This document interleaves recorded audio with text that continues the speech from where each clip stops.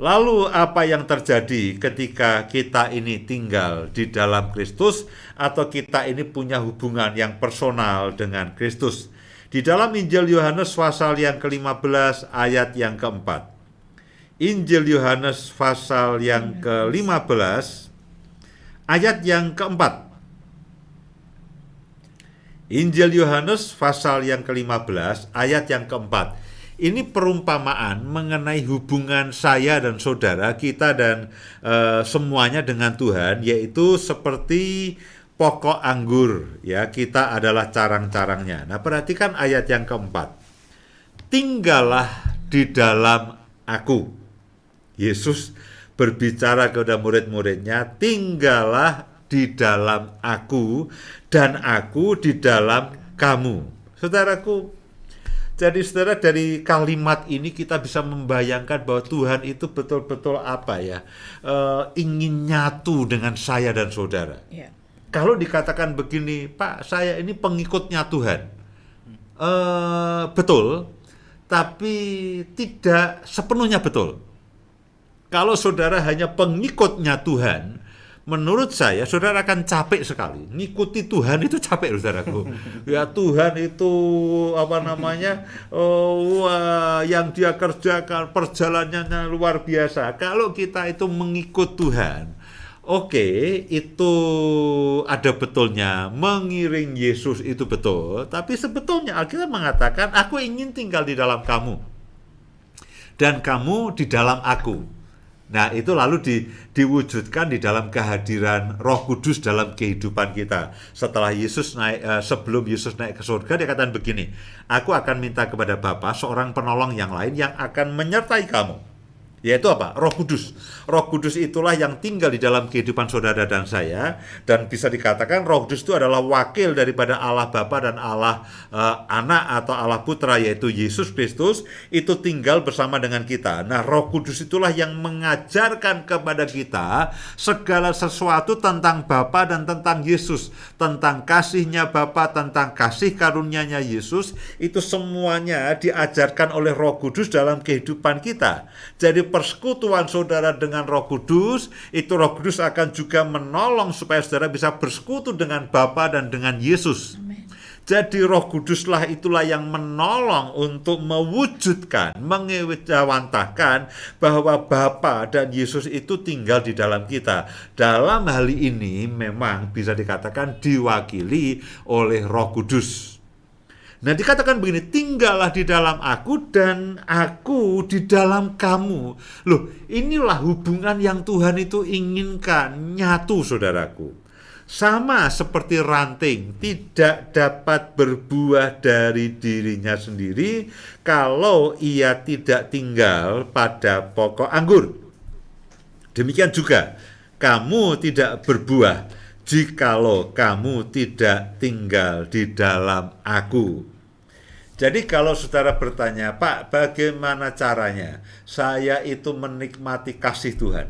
Saya itu menikmati pemeliharaan Tuhan. Saya itu menikmati mujizat yang daripada Tuhan. Saya itu menikmati kasih karunia daripada Tuhan Yesus sendiri. Alkitab mengatakan cara terbaik adalah kamu dengan kamu itu tinggal di dalam Kristus dan Kristus tinggal di dalam kamu. Ya, setiap kali kita makan dan minum perjamuan kudus, dikatakan aku Yesus di dalam kita dan kita di dalam Yesus.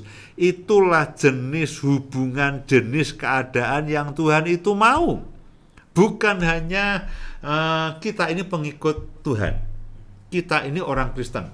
Kita harus menjadi pembela Tuhan. Kita harus mengerjakan pekerjaannya Tuhan. Kita harus melayani Tuhan. Itu semua betul. Itu semua tidak ada salahnya. Itu semuanya baik untuk dilakukan. Kita itu KTP-nya, agamanya harus Kristen. Kita itu harus melayani Tuhan. Kita itu harus menjadi saksi. Kita itu harus mengiring Yesus. Kita mengikut Tuhan. Loh, itu tidak salah. Itu baik untuk dilakukan. Tapi sebetulnya hubungan yang Tuhan mau, itu saya dan saudara itu betul-betul punya hubungan personal, punya hubungan pribadi dengan Tuhan. Sampai dia katakan begini, aku dan kamu itu satu. Loh, ini menggambarkannya kan susah ya. Aku di dalam kamu, kamu di dalam aku. Di sini ada gelas air mineral. Air mineral di dalam gelas plastik. Ya, air mineral ada di dalam gelas. Gelas di dalam air, nggak bisa. Bahkan ini pun tidak bisa mewakili. Ya, air mineral di dalam gelas. Gelas di dalam air. Ya, ini tidak nyatu, hanya air mineral ada di dalam gelas. Nah, lain beda kalau misalkan lalu kita punya tinta. Kita punya setetes tinta, kita masukkan ke dalam air ini, lalu air ini kalau tintanya biru, lalu tiba-tiba air ini menjadi biru. Nah, lalu saya katakan, nah antara tinta dan air itu lalu nyatu. Air di dalam tinta, tinta di dalam air. Nah, saya membayangkan Tuhan itu ingin seperti itu. Aku di dalam engkau, dan aku di dalam, kamu di dalam aku. Bahkan bisa dikatakan bukan hanya sekedar hubungan pribadi. Kita ini nyatu dengan Tuhan. Roh Kudus itu ada di dalam kehidupan kita. Tujuannya apa? Tujuannya apa? Alkitab mengatakan, supaya kita itu berbuah. Ya. Kita itu berbuah. Seperti ranting anggur nempel di pokok anggurnya, dia mendapatkan sari-sari makanan, lalu di ujung daripada ranting itu akan keluar buah. Nah, sama Bapak Ibu Saudara sekalian. Kalau saya dan saudara itu menjadi satu, punya hubungan pribadi dengan Tuhan, itu apa yang Tuhan miliki, itu mengalir dalam kehidupan saudara, lalu dari saudara mengalir kepada orang lain. Seperti ketika dia memanggil Abraham, Abraham, ikutlah aku akan memberkati engkau dan menjadi berkat. Bukan terbalik, Abraham, ikutlah aku, kamu akan menjadi berkat. Nah, setelah kamu menjadi berkat, baru aku memberkati. Loh, tidak bisa. Tidak bisa, tidak lalu ranting anggur itu di luar, lalu ketika dia lepas dari pokok anggurnya berbuah. Nah, setelah kamu berbuah, baru kamu boleh nempel. Tidak bisa. Tuhan akan terlebih dahulu memberkati saudara, baru saudara bisa menjadi berkat. Amin. Karena itu betul di dalam Kejadian 12 ketika dia memanggil Abraham, itu ayatnya tidak terbalik. Tidak mengatakan Abraham, jadilah berkat. Lalu setelah kamu jadi berkat, aku akan memberkati. Tidak bisa. Karena berkat itu asalnya daripada Tuhan. Amen. Jadi kepada Abraham dia katakan, Abraham, aku akan memberkati. Lu memang begitu, seperti ranting anggur yang nempel ke pokok anggur itu, ranting itu lalu mendapatkan sari-sari makanan daripada pokok anggur. Setelah cukup pada musimnya, dia akan mengeluarkan buah. Sama Bapak Ibu Saudara sekalian, ketika saudara itu melekat kepada Tuhan, saudara akan diberkati. Amin. Saudara akan mengalami Tuhan. Yes. Itu tidak bisa tidak. Sejatinya begitu.